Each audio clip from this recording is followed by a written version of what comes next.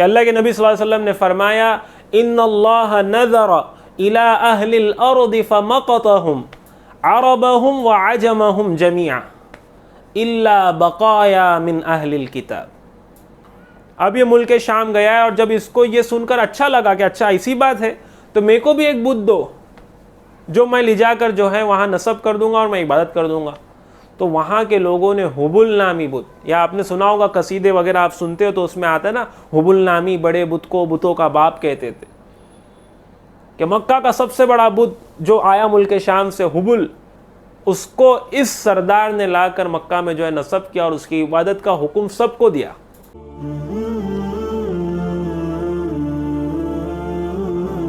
حضرت ابراہیم علیہ السلام سے لے کر حضرت عیسیٰ علیہ السلام تک 19 صدیوں کا عرصہ ہے کم و بیش, 1900 ایئرس. اور حضرت عیسیٰ علیہ السلام سے لے کر ہمارے نبی صلی اللہ علیہ وسلم تک 600 سال کا عرصہ ہے. اور ہمارے نبی صلی اللہ علیہ وسلم سے لے کر ہم تک آج 1450 سال 1500 سال کا عرصہ ہے. یعنی حضرت ابراہیم علیہ السلام سے لے کر ہم تک آج 4000 سال پورے ہو چکے ہیں کم و بیش. بتانے کا مقصد یہ ہے کہ اللہ کے نبی صلی اللہ علیہ وسلم اب تک دنیا میں تشریف نہیں لائے, مگر وہ مکہ جہاں پر حضرت اسماعیل علیہ السلام اور حضرت ابراہیم علیہ السلام نے اللہ کا گھر بنایا بیت اللہ, وہ مکہ بھی اللہ کے نبی صلی اللہ علیہ وسلم کے آنے سے پہلے جو ہے بت پرستی کا جو ہے شکار ہو چکا تھا. یعنی وہ دین ابراہیم جو حضرت ابراہیم علیہ السلام اور حضرت اسماعیل علیہ السلام کے بعد چل رہا تھا, لوگ اس کی تعلیمات پر عمل کر رہے تھے اور بیت اللہ کی عظمت کو جانتے تھے اور ہر چیز حج کرتے تھے, عمرہ کرتے تھے, ہر چیز کرتے تھے اور جیسی ان کی شریعت تھی اس پر عمل کرتے تھے. مگر شیطان نے انہیں دین ابراہیمی سے ہٹا کر بت پرستی پر لا دیا. یہ حال تھا. اور کئی تاریکی کے وہ واقعات بھی ہے کہ وہ جو ہے لڑکیوں کو جو ہے زندہ جلاتے تھے, دفن کرتے تھے, مارتے تھے, اور جو ہے آپس کے قبیلے کے جو ہے وارز چلتے رہتے تھے, اور حسد, جلن, کینہ کپٹ, ہر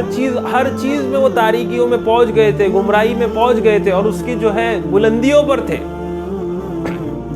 یہ وہ بستی تھی مکہ جہاں پر اللہ کا گھر تعمیر ہوا تھا. کہ اللہ کے نبی صلی اللہ علیہ وسلم کی ایک حدیث ہے جس کے الفاظ بڑے مختصر ہیں, چھوٹے, مگر معنی کے حساب سے اور وزن کے حساب سے بہت بھاری ہے. اور غالباً محدثین نے لکھا ہے کہ یہ اللہ کے نبی صلی اللہ علیہ وسلم جو حدیث ہے, یہ اللہ کے نبی صلی اللہ علیہ وسلم کے دنیا میں آنے سے پہلے والے جو اہل احوال چل رہے تھے اس پر ہے. کہ اللہ کے نبی صلی اللہ علیہ وسلم نے فرمایا ان اللہ نظر الی اہل الارض فمقتهم عربهم وعجمهم جميعا الا بقایا من اہل الکتاب. کہ مفہوم اور خلاصہ ہے کہ اللہ کے نبی صلی اللہ علیہ وسلم فرما رہے کہ اللہ نے جب روئے زمین پر نظر ڈالی تو اللہ تعالیٰ کو نفرت ہو گئی, اللہ تعالیٰ کو کوئی پسند نہیں آیا, کیا عرب کیا عجم, مگر کچھ چند جو اہل کتاب میں سے تھے. یعنی جو اصل دین کی بقا تھی, جو دین حضرت ابراہیم علیہ السلام لے کر آئے تھے, جو دین اسماعیل علیہ السلام نے اللہ کے حکم سے اس کو جاری کر رکھا تھا, وہ سارا دین جو ہے بدل چکا تھا. بہت کم لوگ تھے جو اس دین پر عمل کرتے تھے. اب مکہ میں بت پرستی شروع کہاں سے ہوئی؟ تو چونکہ کعبے کو تعمیر ہو کے 4000 سال میں نے آپ کو کہا کہ کم و بیش ہو چکے ہیں, اور یہ مشرکین مکہ جو تھے جو شرک کرتے تھے ان کے نزدیک بھی کعبے کی بڑی عظمت تھی, بڑا اکرام تھا, وہ بھی حج کرتے تھے, طواف کرتے تھے. یہ بات الگ ہے کہ اس میں انہوں نے اپنی بدعات شامل کر رکھی تھی اور اپنا شرک شامل کر رکھا تھا, مگر عظمت تو کعبے کی بہرحال تھی. مگر کئی سالوں تک اس میں کوئی بت نہیں تھا. یہ خالص جیسا دین ابراہیمی کے طور پر جیسا اس کا اکرام اور جیسے اس کی جو ہے عظمت تھی ویسا ہی اس پر عمل ہوتا تھا. ایک روایت جو تاریخی طور پر ملتی ہے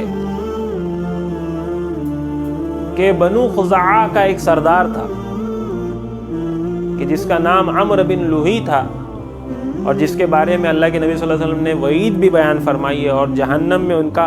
جو حال تھا اس شخص کا، وہ اللہ کے نبی صلی اللہ علیہ وسلم نے بیان فرمایا تھا۔ یہ وہ قبیلہ تھا جس نے جو کعبے کے متولی رہ چکے تھے، اور انہوں نے کئی سال تک کھانے کعبہ کی، بعض مورخین کی روایتوں سے 300 سال، بعض کے نزدیک 400، بعض کے نزدیک 500 سال تک یہ کعبے کے متولی تھے اور وہاں کا سب چیز مینیج کرتے تھے۔ مگر ان کا ایک سردار جس کا میں نے نام لیا عمرو بن لوہی، یہ ایک بار گیا ہے شام کو، ملک شام۔ اس نے وہاں دیکھا کہ بعض لوگ جو ہے ایک بت کی عبادت کر رہے، تو اس نے اس کی وجہ پوچھی کہ تم لوگ اس بت کی عبادت کیوں کر رہے ہو؟ تو وہاں کے لوگوں نے بتایا کہ یہ ہماری بہت مدد کرتے، ہم ان کی عبادت کرتے، جب ہم ان سے بارش طلب کرتے تو یہ بارش برساتے، جب ہم ان سے مدد چاہتے ہیں تو یہ ہماری مدد کرتے، لہٰذا ہم اس کی عبادت کرتے۔ اب دیکھو، اب تک یہ مکہ میں ایک بھی بت نہیں تھا، اب یہ ملک شام گیا ہے، اور جب اس کو یہ سن کر اچھا لگا کہ اچھا ایسی بات ہے تو میرے کو بھی ایک بت دو جو میں لے جا کر جو ہے وہاں نصب کر دوں گا اور میں عبادت کر دوں گا۔ تو وہاں کے لوگوں نے حبل نامی بت، یا آپ نے سنا ہوگا قصیدے وغیرہ آپ سنتے ہو تو اس میں آتا ہے نا، حبل نامی بڑے بت کو بتوں کا باپ کہتے تھے، کہ مکہ کا سب سے بڑا بت جو آیا ملک شام سے، حبل، اس کو اس سردار نے لا کر مکہ میں جو ہے نصب کیا، اور اس کی عبادت کا حکم سب کو دیا کہ اس کی عزت کرو، اس کا اکرام کرو، اس کو سجدے کرو۔ اور چونکہ یہ وہ سردار تھا جس میں آپس میں تنازع نہیں تھا، کہ لوگوں میں مخالفت نہیں تھی اس سردار کو لے کے، یعنی سب لوگ اس کے قبیلے والے راضی تھے اس کے سردار ہونے سے، لہٰذا وہ سب نے اس کی جو ہے تعمیل کی حکم کی، اور یہ حبل جو بت اس نے لایا سب لوگ اس کی عبادت کرنے لگ گئے۔ اب ایک بار جب جو چیز آتی ہے تو اس کے ریلیٹڈ ہر چیز بڑھتے چلے جاتی ہے۔ اب ہوتا یہ تھا کہ بنو اسماعیل اگر مکہ کو چھوڑ کر کہیں اور جاتی تو مکہ اور حرم کے پتھر اپنے ساتھ لے کر جاتی، اور حرم کے پتھر جا کر جہاں وہ رہتے وہاں پر اس پتھر کو نصب کرتے، اس کے طواف کرتے، اس کی عبادت کرتے۔ آہستہ آہستہ ایسا ہوا کہ حرم کا پتھر کے بجائے اب جو بھی خوبصورت پتھر نظر آ رہا ہے اس کی عبادت کرنا چالو کر دیا، اور یہ رواج پھیلتا گیا پھیلتا گیا پھیلتا گیا۔ اب ہوتا یہ ہے کہ جو آنے والی نسل ہوتی ہے نا، وہ آخری کام دیکھتی ہے اپنے پہلے نسل کا، یعنی اب چونکہ یہ ٹرانزیشن فیز تھا، یہ دین ابراہیمی کو چھوڑ رہے تھے اور شرک کی کگار پر پہنچ چکے تھے اور چالو کر دیے تھے، تو اب ان کی نسل نے یہ نہیں دیکھے کہ ہمارے باپ لوگ دین ابراہیمی کے قائل بھی ہوا کرتے تھے، نہیں، انہوں نے یہ دیکھا کہ آخری عمل تو یہ کرتے تھے، لہٰذا آنے والی نسلوں میں بت پرستی زور و شور سے شروع ہو گئی، اور ہر قبیلے کا اپنا اپنا بت ہو گیا، ہر قبیلے کا اپنا اپنا بت ہو گیا۔ وہ اسے کوئی زمزم کے مقام پر جو ہے اس کو نصب کرتا، اس کی عبادت کرتا، وہاں جانور ذبح کرتا، تو کوئی پتھر نہیں مل رہا ہے تو مٹی کا جو ہے ڈھیلا بنا کر اس کی عبادت کر رہے، اس پہ لا کے بکری کا دودھ دھو رہے۔ ہر چیز خرافات عام ہو چکی تھی، لوگوں نے جو ہے یہاں تک کہ لوگ حج کرتے، مشرکین مکہ حج بھی کرتے تھے، مگر لبیک کے نعرے میں اپنا نعرہ ایڈ کر دیتے، جو اللہ کی طرف وہ منسوب کرتے، مگر اللہ نے تو کہا نہیں تھا، کہ وہ کہتے اللہ ہم حاضر ہے اور تیرے سوا کوئی شریک نہیں، مگر وہی شریک ہے جس کا حق تو نے ہم کو دیا ہے۔ یہ خرافات عام ہو گئی۔ تو یہ اللہ کے نبی صلی اللہ علیہ وسلم نے اس شخص کے بارے میں وحی فرمائی جس نے مکہ جیسی مقدس زمین میں اس نجاست کو لایا تھا کہ وہ اپنے آتے جو ہے گھسیٹ رہا ہے جہنم میں، عمرو بن لوہی۔ اس نے جو ہے اس بت پرستی کو جو ہے ابتدا دی، اور یہ زور و شور سے پھیلنے لگا، اتنا پھیلنے لگا کہ مکہ میں کئی بت رکھے گئے، اور جو حضرت نوح علیہ السلام کے قوم کے نیک لوگ تھے، جس کا سورہ نوح میں ذکر آتا ہے، وَدَّوْا وَلَا سُوَاعُ وَلَا يَغُوثَ وَيَعُوقَ وَنَصْرَ، کہ ود،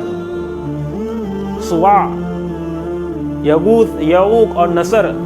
یہ وہ لوگ تھے کہ جس کے بارے میں امام بخاری رحمۃ اللہ علیہ لکھتے ہیں کہ اپنے قوم کے یہ نیک بخت لوگ تھے اور اچھے لوگ تھے، تو جب یہ گزرتے تو ان کا جب انتقال ہوتا تو شیطان ان کے دلوں میں، دوسرے جو لوگ تھے ان کے دلوں میں بات ڈالتا کہ یہ تو گزر رہے، کم از کم ان کی یاد دہانی کے لیے کم از کم ان کے جو ہے پتلے تیار کر لو،